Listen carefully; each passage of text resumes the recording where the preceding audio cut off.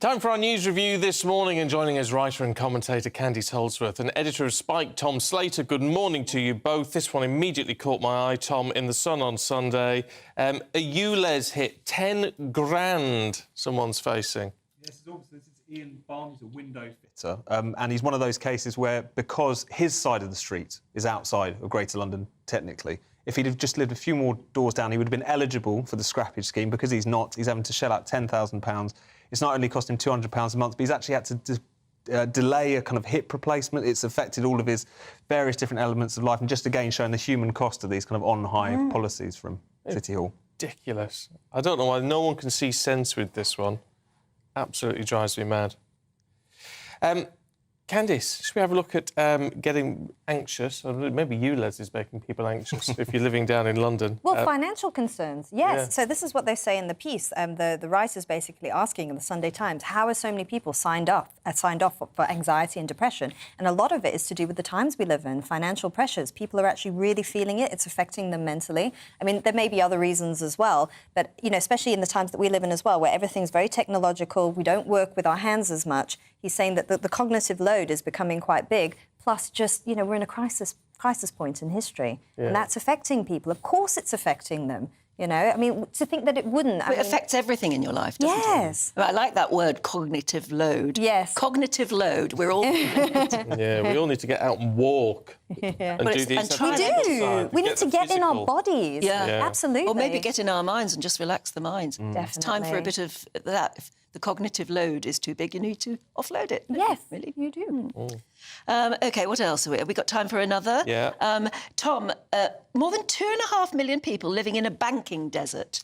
Yes, there are 23 parliamentary constituencies in which there are no banks at all. And obviously we've been talking a lot about... No banks at all? Exactly. So people are having to... And there's many more where people are having to kind of drive miles just to get proper face-to-face services. You might be able to, you know, just get some simple services and so on. And it's another reminder of, just because, you know, we are moving towards online, a lot of people are using online banking, it's worth remembering there are vast swathes of people, particularly elderly people, who need those kinds of services. And it's like this with any of these kind of areas of life, whether it's ticket offices at train stations or whether it's face-to-face banking services. Just because an increasing majority of people don't need these services doesn't mean you don't need to provide No, but we need... But it's how we provide them, I think, isn't it? Big branches aren't going to... There are these banking hubs, aren't there, in some parts of the country where, like, the post office has a different type of bank represented every day of the week or whatever. So It's still not as personal, is it? No, but we've got to evolve it. Yeah, but we're offloading the cognitive load. What? Surely a way to do that. Surely a way to do that is you need to go in and see the bank manager that you saw last week. Yes, but they're not there to offload the cognitive load, are they? To add to it in some cases. Do. But human interaction If you've is got somebody valuable. to talk to, that yes, you know. yes. It's nice for a lot of The bank people. can afford it, can't they? You would think so. Human beings thrive off relationships. Yes. Well, yes, true. Coffee shops and things, that's what you need. Well, we've got too many coffee shops, haven't we? Well, you Sorry. can't have it both ways. People. I don't know. Yeah, but people argue that they're high streets, so, you know, the banks are closing down, up you get a coffee shop and another one. You know, Well, it costs £4.50 to have a coffee. Well, Yeah. yeah. Maybe they could double up somehow.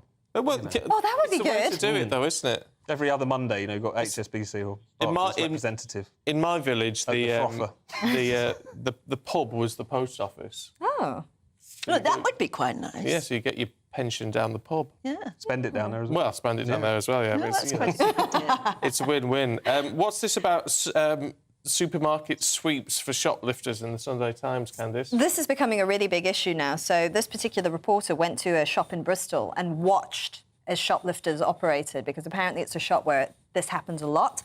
And the staff just feel completely hamstrung because they say the police are not investigating these enough. So basically, in effect, shoplifting has become decriminalised. I mean, the Daily Mail had a big editorial on it today saying they need to do their job on this. Because the problem is that, you know, it will disincentivise people from opening up shops and businesses, and then you'll get whole areas where there are no shops. And actually, you know, sometimes you do just need a shop on the corner that you can nip out to. Maybe if you need to get baby formula, milk. But they're actually reporting in here that thieves are organising themselves with empty suitcases and wheelie bins. Because that's and what just happens. shoving stuff in. Yeah. And then walking out the shop. It's becoming like San Francisco, where people are just becoming so brazen and so emboldened because they know there's no penalty for it. That's what happens. These crimes might seem low level, but actually, if you don't if you don't stamp down on them quite early, like, it can escalate and get worse. What I don't understand is how people can do it, how people have got the bottle to do it. I know. But I think it's also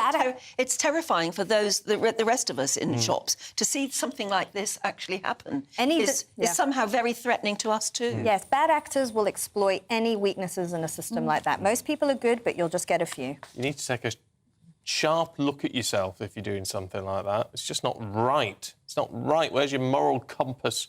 We've got to leave it there for now. Candice, Tom, thank you both very much indeed.